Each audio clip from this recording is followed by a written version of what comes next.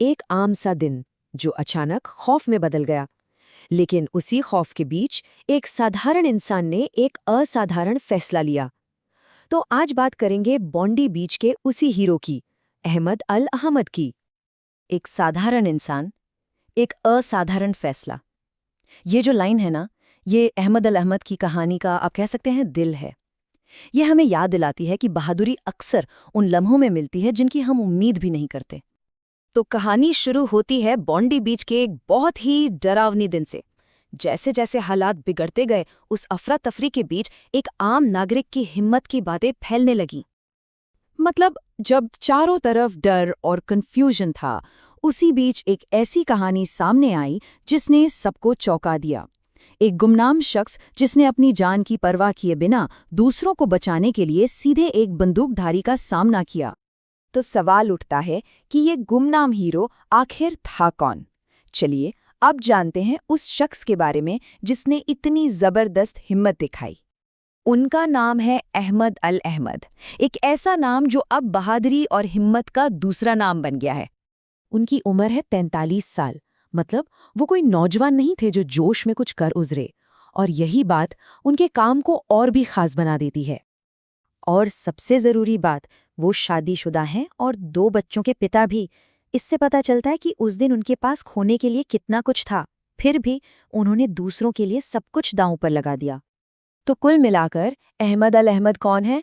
एक family man, Sutherland में फलों की दुकान चलाने वाले एक मेहनती कारोबारी।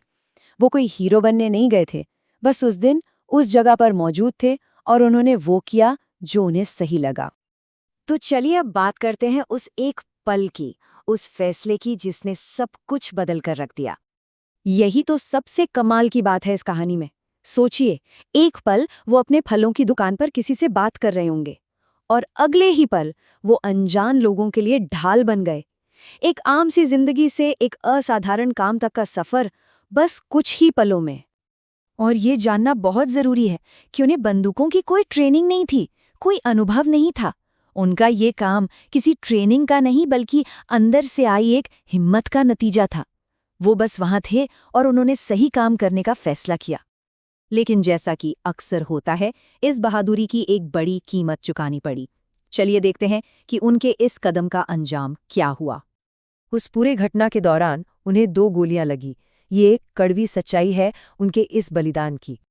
चोटें गंभीर थीं। एक गोली उनकी बाह में लगी और दूसरी उनके हाथ में। ये चोटें उनके साहस की एक दर्दनाक निशानी है। घटना के फौरन बाद उन्हें तुरंत मेडिकल हेल्प की ज़रूरत थी और उन्हें ऑपरेशन के लिए अस्पताल ले जाया गया। और अच्छी खबर ये है कि डॉक्टरों का कहना है कि वो ठीक हो जाएंगे। वाकई इस पूरी कहानी में ये एक राहत की बात है। अब हर हीरो के पीछे एक परिवार होता है जो चिंता और गर्व से ये सब देख रहा होता है। चलिए अब कहानी के उस हिस्से पर आते हैं जो उनके परिवार से जुड़ा है, उनके अपने लोगों से।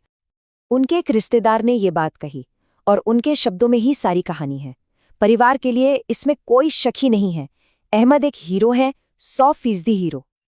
और जरा सोचिए, उनके परिवार को उनकी इस बहादुरी के बारे में पता कैसे चला? सोशल मीडिया से, जब वो अस्पताल में उनका इंतजार कर रहे थे। तो अहमद अल अहमद की ये कहानी हमें एक बहुत बड़े सवाल पर लाकर छोड़ देती है कि आखिर एक हीरो होता कौन है। ये हमें सोचने पर मजबूर करती है कि जब वो मुश्किल पल आता है तो हम में से कितने लोग एक आम इंसान से एक रक्षक बनने की हिम्मत दिखा पाएंगे। उनकी कहानी ये याद दिलाती है कि हीरो कहीं बाहर से नहीं आते, वो हम सबके अंदर ही होते हैं, बस सही वक्त का इंतजार करते हैं।